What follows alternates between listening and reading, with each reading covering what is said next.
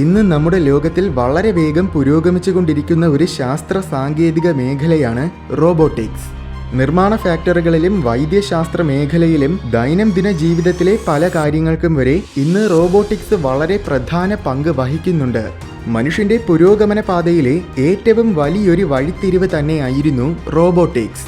എന്നാൽ മനുഷ്യരാശിയുടെ പുതിയൊരു യുഗത്തിന്റെ തന്നെ ആരംഭമാകാൻ പോകുന്ന മറ്റൊരു വിപ്ലവകരമായ സാങ്കേതിക വിദ്യയാണ് നാനോ ടെക്നോളജി. അന്തരീക്ഷ മലിനീകരണമൊന്നുമില്ലാതെ ശുദ്ധവായു ശ്വസിച്ച് ജീവിക്കാൻ കഴിയുന്ന ഒരു കാലം, ക്യാൻസറും ഹൃദ്രോഗവും പോലെയുള്ള മാരകമായ രോഗങ്ങളൊന്നുമില്ലാത്ത വളരെ ആരോഗ്യസമ്പന്നമായ ഒരു ലോകം, ഇതെല്ലാം ഇന്ന് നമ്മുടെ സങ്കല്പത്തിലും പിന്നെ സിനിമകളിലും മാത്രമേ കാണാൻ കഴിയുകയുള്ളൂ. എന്നാൽ നാനോ ടെക്നോളജിയിലൂടെ ഇതെല്ലാം നമുക്ക് യാഥാർത്ഥ്യമാക്കാൻ കഴിയും. അതിനുവേണ്ടി ലോകമെമ്പാടുമുള്ള ശാസ്ത്രജ്ഞരും ഇന്ന് നിരന്തരമായിട്ട് പരിശ്രമിച്ചുകൊണ്ടിരിക്കുകയാണ്. നാനോ ടെക്നോളജിക്ക് മനുഷ്യരാശിയെ പുരോഗമനത്തിന്റെ പുതിയൊരു പാതയിലൂടെ നയിക്കാൻ കഴിയുന്നതിനോടൊപ്പം അതിന് മനുഷ്യരാശിയുടെ അവസാനത്തിന് കാരണമാകാനും കഴിയും. അതുകൊണ്ട് തന്നെ ലോകം മുഴുവൻ വളരെ കൗതുകത്തോടെയും അതേസമയം ഭയത്തോടെയും നോക്കിക്കാണുന്ന ഒരു സാങ്കേതിക വിദ്യയാണ് നാനോ ടെക്നോളജി. പക്ഷേ ശരിക്കും എന്താണ് നാനോ ടെക്നോളജി? അതിനെങ്ങനെയാണ് നമ്മുടെ ലോകത്തിനെ മുഴുവൻ മാറ്റിമറിക്കാൻ കഴിയുക? അതിനെ നമ്മൾ ഭയക്കേണ്ട കാര്യമുണ്ടോ? നമുക്ക് നോക്കാം.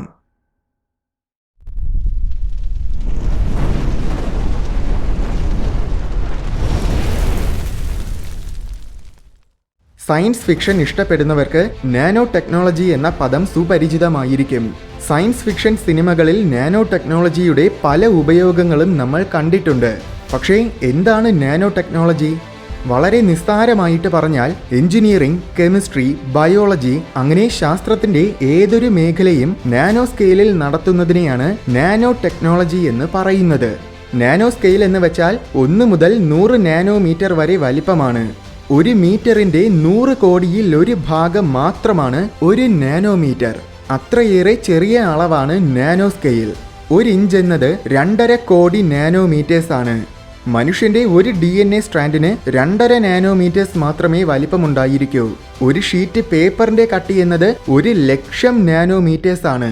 താരതമ്യേന പറഞ്ഞാൽ 1 നാനോമീറ്ററിന് ഒരു ചെറിയ മുന്തിരിയുടെ വലിപ്പമാണെങ്കിൽ 1 മീറ്ററിന് നമ്മുടെ ഭൂമിയുടെ വലിപ്പമാണ്. അപ്പോൾ അത്രയും ചെറുതാണ് നാനോമീറ്റേഴ്സ്. നാനോമീറ്റർ വലിപ്പത്തിലുള്ള കുഞ്ഞു റോബോട്ട്സിനെയും യന്ത്രങ്ങളെയും നിർമ്മിക്കുന്നതും അവയുടെ പ്രവർത്തനങ്ങളുമാണ് നാനോ റോബോട്ടിക്സ്. ഇത്രയും ചെറിയ വലിപ്പത്തിൽ പ്രവർത്തിക്കുന്നതിനാൽ തന്നെ ഇതുകൊണ്ട് ഒരുപാട് പ്രയോജനങ്ങളുണ്ട്. ആറ്റത്തിനെ വരെ നാനോബോട്ട്സ് വെച്ച് നിയന്ത്രിക്കാനാകും. കാരണം 0.1 മുതൽ 0.5 നാനോമീറ്റർ വരെയാണ് ഒരാറ്റത്തിന്റെ വലിപ്പം. ഇന്നത്തെ ലോകത്തിൽ നാനോ ടെക്നോളജി കൊണ്ടുള്ള സാധ്യതകൾ എന്നത് അനന്തമാണ്. 1959 അമേരിക്കൻ ഭൗതിക ശാസ്ത്രജ്ഞനായ റിച്ചാർഡ് ഫെയ്ൻമാൻ നടത്തിയ പ്രഭാഷണത്തിൽ നിന്നുമാണ് നാനോ ടെക്നോളജി എന്ന ആശയം ഉടലെടുക്കുന്നത്. സാങ്കേതിക വിദ്യകൾ മെച്ചപ്പെടുന്നതിനനുസരിച്ച് നമ്മൾ ഉപയോഗിക്കുന്ന യന്ത്രങ്ങളെല്ലാം വലിപ്പം കുറഞ്ഞ രീതിയിൽ നമുക്ക് നിർമ്മിക്കാൻ കഴിയുന്നുണ്ട്. ഉദാഹരണത്തിന്, ആദ്യമായിട്ട് നിർമ്മിച്ച കമ്പ്യൂട്ടറിന് ഒരു മുറിയുടെ അത്ര വലിപ്പമുണ്ടായിരുന്നു. പക്ഷേ അതിനേക്കാൾ ഒരുപാട് മെച്ചപ്പെട്ടതാണ് ഇന്ന് നമ്മുടെ കൈകളിലുള്ള സ്മാർട്ട് വാച്ചുകൾ. അപ്പോൾ അങ്ങനെയെങ്കിൽ ഇനി ഒരു പക്ഷേ ഭാവിയിൽ മൈക്രോസ്കോപ്പിക് തലത്തിലുള്ള വളരെ ചെറിയ യന്ത്രങ്ങളെ നമുക്ക് നിർമ്മിക്കാൻ കഴിയുമെന്ന് റിച്ചാർഡ് സങ്കല്പിച്ചു. പക്ഷേ ഏകദേശം 1 പതിറ്റാണ്ടോളം കാലം വരെ ആരും അദ്ദേഹത്തിന്റെ ഈ സങ്കല്പത്തിന് പ്രാധാന്യം കൊടുത്തില്ല. 1974 നോറിയോ എന്ന ജാപ്പനീസ് ശാസ്ത്രജ്ഞനാണ് ഈ ഒരു സാങ്കല്പികമായ ടെക്നോളജിക്ക് നാനോ ടെക്നോളജി എന്ന് പേര് നൽകിയത്. ശേഷം 1986 അമേരിക്കൻ എഞ്ചിനീയറായ എറിക് ഡ്രെക്സ്ലർ അദ്ദേഹം പ്രസിദ്ധീകരിച്ച ഒരു പുസ്തകത്തിൽ നാനോ ടെക്നോളജിയുടെ സാധ്യതകളെക്കുറിച്ചും അത് കാരണം ലോകത്തിന് എന്തെല്ലാം ഗുണങ്ങളുണ്ടാകുമെന്നും വിവരിച്ചു. ലോകത്തിലെ എല്ലാ വിവരങ്ങളും കൈക്കുള്ളിൽ ഒതുങ്ങുന്ന ചെറിയൊരു ചിപ്പിൽ ശേഖരിക്കാൻ കഴിയുന്ന ടെക്നോളജിയെ അദ്ദേഹം സങ്കല്പിച്ചു. അതുപോലെ ഏതാനും ചില നാനോമീറ്റേഴ്സ് മാത്രം വലിപ്പമുള്ള കുഞ്ഞു റോബോട്ടുകളെ, അതായത് നാനോബോട്ട്സിനെ നിർമ്മിച്ചാൽ അതിനെ നമുക്ക് പല കാര്യങ്ങൾക്ക് വേണ്ടിയും ഉപയോഗിക്കാനാകുമെന്നും അദ്ദേഹത്തിന്റെ പുസ്തകത്തിൽ വിവരിച്ചിരുന്നു. ഏതാനും ചില നാനോമീറ്റേഴ്സ് എന്ന് പറയുമ്പോൾ അവയ്ക്ക് ആറ്റംസിനെ വരെ നേരിട്ട് നിയന്ത്രിക്കാൻ കഴിയും. അതിനാൽ തന്നെ വെറും കണികകളിൽ നിന്നും പുതിയൊരു വസ്തുവിനെ നിർമ്മിക്കാൻ വരെ സൈദ്ധാന്തികപരമായി നാനോബോട്ട്സിന് സാധിക്കും. നിർമ്മിക്കാൻ മാത്രമല്ല ഒരു വസ്തുവിലുള്ള ആറ്റംസിനെ വരെ വേർപെടുത്തി അതിനെ നിസ്സാരമായിട്ട് തകർക്കാനും നാനോബോട്ട്സിന് കഴിയും. പെട്ടെന്ന് നശിക്കാത്ത പ്ലാസ്റ്റിക് പോലെയുള്ള വസ്തുക്കളെയെല്ലാം നാനോ ടെക്നോളജിയിലൂടെ നിഷ്പ്രയാസം നശിപ്പിക്കാനാകും. പിന്നെ പ്രകൃതിയിൽ പ്ലാസ്റ്റിക് മാലിന്യങ്ങൾ ഉണ്ടാകുമെന്ന് പേടിക്കേണ്ട കാര്യമില്ല.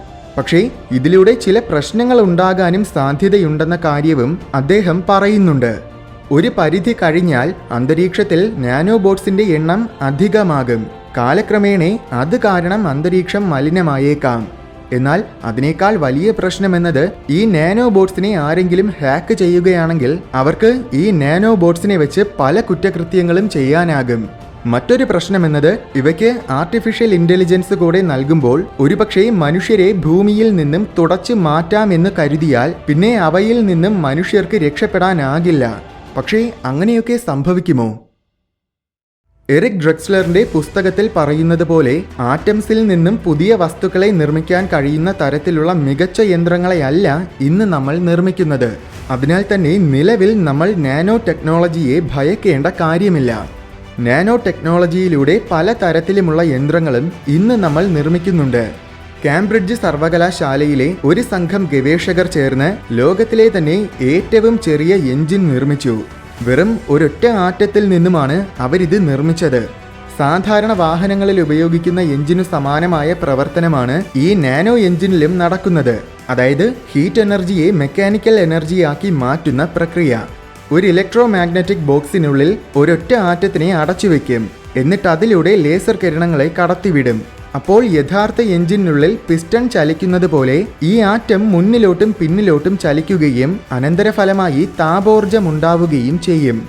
1980 അമേരിക്കൻ ശാസ്ത്രജ്ഞനായ നാദ്രിയാൻ സീമാൻ DNA ഉപയോഗിച്ച് നാനോബോട്ട്സ് നിർമ്മിക്കുന്ന വിദ്യ രൂപപ്പെടുത്തി. DNA ഒറിഗാമി എന്നാണ് ഇതിന് നൽകിയിരിക്കുന്ന പേര്. ശേഷം അമേരിക്കയിലെ ഓഹിയോ സർവകലാശാലയിലെ ശാസ്ത്രജ്ഞർ DNA മെറ്റീരിയൽസ് ഉപയോഗിച്ച് DNA ഒറിഗാമിയിലൂടെ വളരെ സങ്കീർണമായ യന്ത്രങ്ങൾ നിർമ്മിച്ചു. സ്വിറ്റ്സർലാൻഡിലെ സൂറിച്ച് സർവകലാശാലയിലെ വിദഗ്ധർ വെറും 200 നാനോമീറ്റേഴ്സ് മാത്രം വലിപ്പമുള്ള ചെറിയ നാനോ സ്വിമ്മർ റോബോട്ട്സ് നിർമ്മിച്ചു. മനുഷ്യ ശരീരത്തിലെ കോശങ്ങളിലുള്ള തകരാറുകൾ ശരിയാക്കാൻ ശേഷിയുള്ളവയാണ് ഈ നാനോ സ്വിമ്മേഴ്സ്. ഇന്ത്യൻ ശാസ്ത്രജ്ഞനായ ശാശ്വത് ബാനർജി ശരീരത്തിൽ വ്യാപിക്കുന്ന ക്യാൻസർ കോശങ്ങളെ കണ്ടുപിടിക്കാനും നശിപ്പിക്കാനും കഴിയുന്ന ഒരു തരം നാനോബോട്ട്സിനെ ഡിസൈൻ ചെയ്തു. ഇതുപോലെ ഒരുപാട് തരം നാനോബോട്ടുകളെയും നാനോ യന്ത്രങ്ങളെയും ലോകമെമ്പാടുമുള്ള ശാസ്ത്രജ്ഞരും നിർമ്മിക്കുന്നുണ്ട്. ഇന്ന് വൈദ്യശാസ്ത്ര രംഗത്തിലാണ് കൂടുതലായും നാനോ ടെക്നോളജിയെ നമ്മൾ പ്രയോജനപ്പെടുത്താൻ ശ്രമിക്കുന്നത്. മരുന്നുകൾ കൃത്യമായ കോശങ്ങളിൽ എത്തിക്കുക എന്നതാണ് നാനോ ടെക്നോളജിയുടെ ഏറ്റവും പ്രധാന ദൗത്യം. ആവശ്യമുള്ള കോശങ്ങളിൽ മാത്രം മരുന്നുകൾ കൃത്യമായിട്ട് ലഭിക്കുന്നതിലൂടെ ആ മരുന്ന് കാരണം മറ്റ് കോശങ്ങളിൽ ഉണ്ടാകാൻ സാധ്യതയുള്ള സൈഡ് എഫക്ട്സ് ഒക്കെ വലിയ തോതിൽ കുറയ്ക്കാനാകും. അതുപോലെ ശരീരത്തിൽ എന്തെങ്കിലും അസുഖങ്ങൾ ഉണ്ടോ എന്ന് പരിശോധിക്കാനും നാനോബോട്ട്സിനെ ഉപയോഗിക്കാവുന്നതാണ്. അങ്ങനെ ചെയ്യുമ്പോൾ അസുഖം ശരീരത്തിൽ വ്യാപിക്കുന്നതിന് മുന്നേ തന്നെ അസുഖത്തിനെ കണ്ടുപിടിക്കാനും അതിനുവേണ്ട മുൻകരുതലുകൾ എടുക്കാനും കഴിയും. നാനോ ടെക്നോളജിയുടെ മറ്റൊരു ഉപയോഗമെന്നത് നാനോബോട്ട്സിനെ വെച്ച് രക്തധമനികളെ ശുദ്ധീകരിക്കാനും ഹൃദ്രോഗത്തിനെ ചികിത്സിക്കാനും പറ്റും. എന്നാൽ ഇതിനേക്കാളുമൊക്കെ ഏറ്റവും പ്രധാനപ്പെട്ട ഉപയോഗമെന്നത് ക്യാൻസറിന്റെ ചികിത്സയാണ്. കോശങ്ങളുടെ അനിയന്ത്രിതമായ വിഭജിക്കൽ കാരണം സംയുക്ത കോശങ്ങൾ നശിപ്പിക്കപ്പെടുന്ന രോഗാവസ്ഥയാണ് cancer. Chemotherapy, surgery, radiation therapy ഇതുപോലെയുള്ള ചികിത്സാ രീതികളാണ് ഇന്ന് ക്യാൻസർ രോഗത്തിനെതിരെ പ്രയോഗിക്കുന്നത്. എന്നാൽ ഇവയ്ക്കെല്ലാം ഒരുപാട് പാർശ്വഫലങ്ങളുണ്ട്. അതുമാത്രമല്ല ഈ ചികിത്സാ രീതികളിലൂടെ നല്ല കോശങ്ങളും കൂടെ ബാധിക്കപ്പെടും. പക്ഷേ നാനോബോട്ട്സിനെ ഉപയോഗിക്കുന്നതിലൂടെ ഈ പാർശ്വഫലങ്ങളെല്ലാം ഒഴിവാക്കാനാകും. വൈദ്യശാസ്ത്രത്തിന് പുറമെ മറ്റു മേഖലകളിലും നമുക്ക് നാനോബോട്ട്സിനെ പ്രയോജനപ്പെടുത്താവുന്നതാണ്.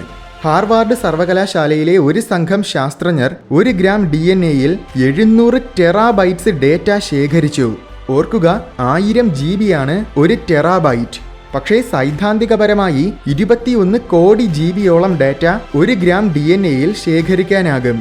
അപ്പോൾ പണ്ട് ഡ്രെക്സ്ലർ സങ്കല്പിച്ചതുപോലെ ലോകത്തിലുള്ള എല്ലാ വിവരങ്ങളും കൈക്കുള്ളിൽ ഒതുങ്ങുന്ന ചെറിയൊരു ചിപ്പിനുള്ളിൽ ശേഖരിക്കുക എന്നത് നമുക്ക് ഇത്തരം ടെക്നോളജിയിലൂടെ സാധ്യമാണ്. ഇതുപോലെ ഒരുപാട് കാര്യങ്ങൾ നമുക്ക് നാനോ ടെക്നോളജിയിലൂടെ ചെയ്യാനാകും. നാനോ ടെക്നോളജിയുടെ സാധ്യതകൾ അനന്തമാണ്.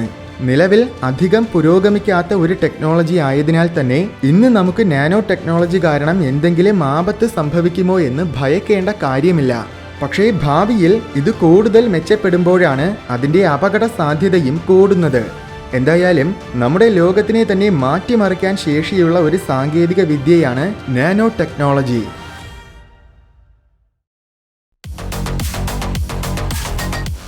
വീഡിയോ ഇഷ്ടമായെങ്കിൽ ലൈക്ക് ചെയ്യണമെന്നും ഇതുപോലെ കൗതുകവും വിജ്ഞാനവും നിറഞ്ഞ കൂടുതൽ വീഡിയോസ് കാണാനായിട്ട് ഈ ചാനൽ മറക്കാതെ സബ്സ്ക്രൈബ് ചെയ്യണമെന്നും ഓർമ്മിപ്പിക്കുന്നു.